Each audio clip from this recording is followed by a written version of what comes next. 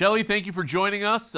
Shelly is the president of business operations for the Charlotte Hornets. Charlotte, I would say, is in many ways sort of the under-the-radar darling of the NBA this year. We'll get into that in a second. But maybe to start, Shelly, just explain to us what the president of business operations for an NBA team does. What is your job? Well, thanks so much for having me. Appreciate you taking the time. Look, I think I would look at it like a point guard role, really leading the team and the organization. We have functions of every company has that runs a business, from HR to operations to business. We also have 150 events a year at Spectrum Center, so we host lots of concerts and events. But most importantly, to really empower an amazing group of people to execute at the highest levels to deliver on our fan experience.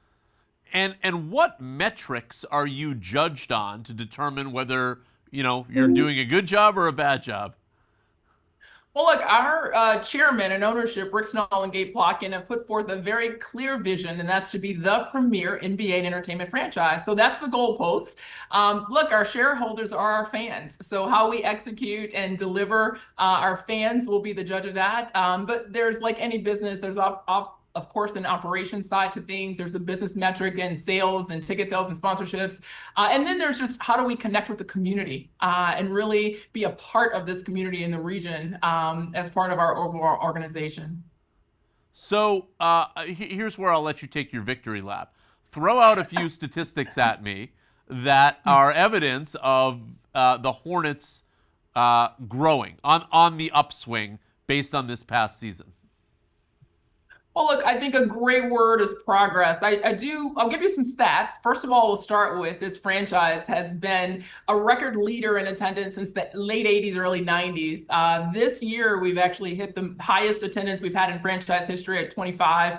We've had the highest attendance since 97, 98 season. And that continues to grow. But I think this all starts really with our ownership, again, like I mentioned with Rick and Gabe, and setting out a clear vision that we have to be the premier NBA entertainment franchise. And you've seen it on the court this past summer. We actually won NBA Summer League Championship. We won just actually a few short days ago, G League Championship. And again, have had the highest, I would say the quickest turnaround of performance and winning on the court than we've had in the franchise history. And all of that just are examples of really developing and building a winning culture in the organization. So you came from the Cleveland Cavaliers, and at the time you started, LeBron had left, the team was terrible, and by the time you left, LeBron had come back and the team was outstanding again. So you saw already a franchise go from sort of the bottom to the top. I'm curious what lessons you learned from Cleveland that you can take with you or are taking with you to Charlotte. Well, I'll tell you what, there's every market and every franchise is different, but there are a couple similarities. One, there was great ownership in Cleveland, and two, there was a great community and fan base. And that is not only here, but I would say their greatest opportunities in Charlotte. It's, as CNBC would rank, the #1 place to do business 2 years in a row. There's 157 people moving here every day. And it is the second largest banking community in the country. So on top of all of that, it's rooted in basketball. It's a region in North Carolina and South Carolina that's rooted in basketball. So there's so much opportunity here. But the connections and the similarity of on the court, off the court performance is really rooted back to the DNA of building a winning culture. It's not what you do, it's how you do business. And I think that's the thing that we really focus on under the leadership of Jeff Peterson, who's our amazing president of basketball operations, under Charles Lee, who's our head coach, who comes with a winning pedigree of success and knows how to win and how to get the team to play together. I think we all are aligned in the fact that every single day we want to focus on how do we be the best organization, both on and off the court, that we possibly can be. It strikes me that so much of your job is tied to the on-court performance, and that your job becomes a lot easier if the team is doing well. Is that frustrating at all to you, that sort of your hands are tied in this and that like you'll look great if the team does great and you'll look poorly if the team doesn't? Or is there something kind of behind the scenes where it does go beyond the on-court performance in how you can expand revenue for the team? Yeah, our hands are not tied. This is such a team effort, a one team, both on and off the court. And it's very clear, and we operate that way as a business. I will tell you, like, just because you can win every game or lose every game, it doesn't mean you're operating as the best organization possible as a business. We really started early in this season in October. We started our attendance journey, but that didn't start overnight. From our success in January and the momentum we've had, it didn't just start there. We have over 2,000 more people per game on average than we had in prior seasons. That started this summer with 50 events, with our team really getting out in the marketplace and connecting with fans and building that equity and re-engaging our legacy fan base that have been around since the starter jacket days.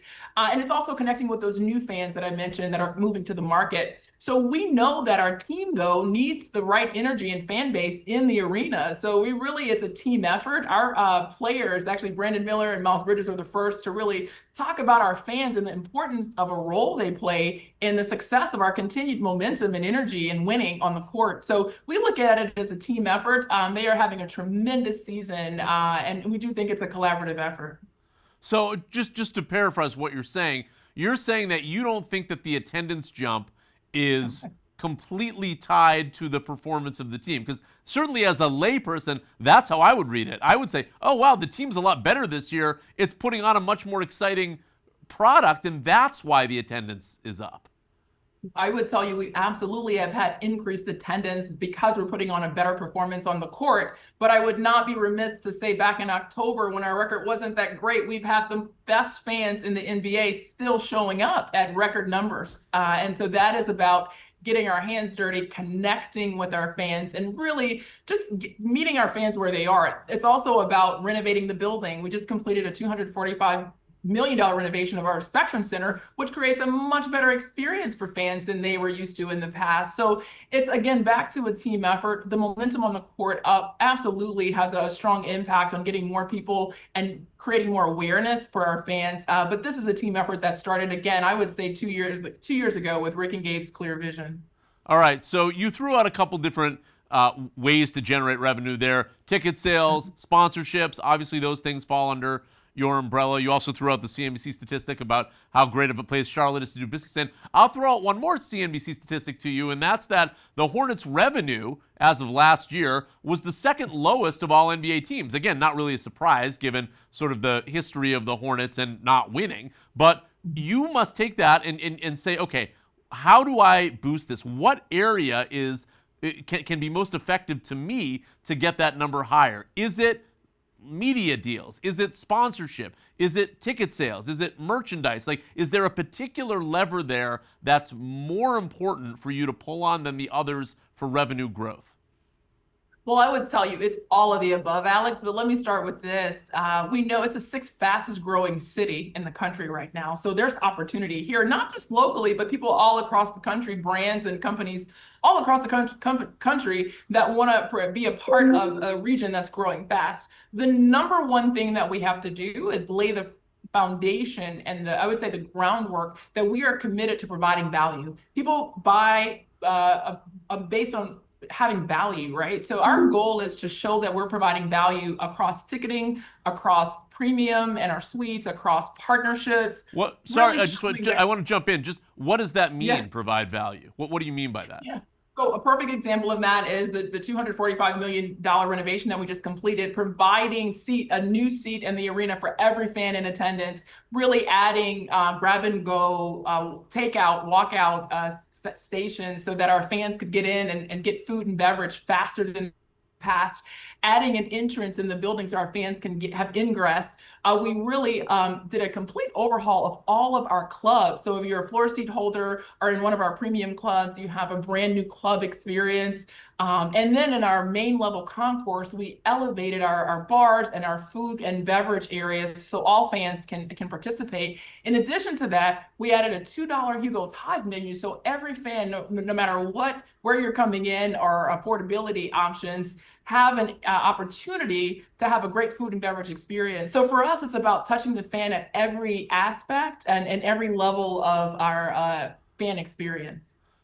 Your games were on FanDuel Sports Network this year. This is regional Sports Network. That business model's collapsing. Main Street, which owns the FanDuel Sports Network channels, is going under. We already know they're not going to be around for next year. How are you thinking about how to maximize the value of your regional sports rights? Yeah, it's a great question. We, like many teams, were impacted by the unwinding of FanDuel Sports Network. For us, as we have explored all options, as many teams has, we are really focused on the long-term goal, which is providing the most access for our fans to watch the game as possible. So it's a journey. Again, we want to keep long-term focus in mind, but it's definitely something that we hear from our fans all the time, and we know it's been a challenge for them. So it's something that's top of mind for us. Does that probably mean trying to reach a deal with a broadcast network for next season? Yeah, well, I think at this point, all options are on the table, Alex. I think as in many teams, again, as you can see in MLB, it got closer to the season start, and we're hoping we don't have to take that long. But for us, it's in discussions and conversations with all options so that we can do what our part to find a solution that really works for our fans, as understanding that there's also business impacts to those decisions as well. I'm curious, like, you clearly made a lot of steps forward as an organization this year, both on the business side and on the play side. What next? Like, as you're looking at the team, end of the year, this is a successful season. How do you build on this for next year? Concretely, like, are there certain things specifically that you're thinking of that you want to instill for next year? Yeah, well, we are. The first thing I would tell you is that we are cranes in the air on a $190 million Novant Health practice facility across the street from Spectrum Center right now. So we want to build one of the world-class best NBA practice facilities right here because we understand it's important for continued development and retaining and attracting talent. Our business office will also be there, as well as this opportunity for orthopedic care and other care and performance with Novant Health. So that's top of mind. Our business office will be in that building. In addition to that, again, we're constantly looking at ways that we can enhance our overall fan experience. So we're looking at the spaces still in Spectrum Center, how we can continue to enhance those and elevate those. When you think about being premier and continued development, it's a journey. So we are absolutely daily thinking about how we can improve our overall fan experience. Shelly, congratulations on this season and good luck for next year. We'll be rooting for you. It's a fun team to root for. It really is. And look, we appreciate it. We think the future is very bright. We have a young core when you think about LaMelo and Miles and Brandon Miller. We have an amazing rookie class, again, led by Khan and Sion, that are performing at such a high level right now, a rookie class. And by the way, over the next 7 years, we have over 11 top first-round draft picks. So the future's bright for the organization, but most importantly, it starts with people. And we're committed daily to building a winning culture here that's sustainable. I'll lay it out a little bit in the newsletter, but if for people that are watching this, if you have a minute or two, you should take a look at the Charlotte Hornets' recent draft picks, and then take a look at the 20 years prior to that. It is something how the combination of poor drafting, bad luck. You guys had a lot of swings at early first-round picks that just did not hit before your time, and it is quite telling to look at the more recent ones and see, oh wow, this team learned something or got a lot luckier. I don't know. I'm assuming it's the former rather than the latter. Here's what I would tell you. Once again, you think about new ownership in place 2.5 years ago. All of these successes are not by chance. They are clear process, it's people, it's doing the right things. And I think we're seeing some performance results of that, but it's not by chance is what I would say. A little luck always helps in sports, but we are excited about the momentum we have where we're going. And again, the future we believe is bright, but it's about doing things the right way with the right people. Thanks a lot, Shelly. Appreciate the time. Thank you.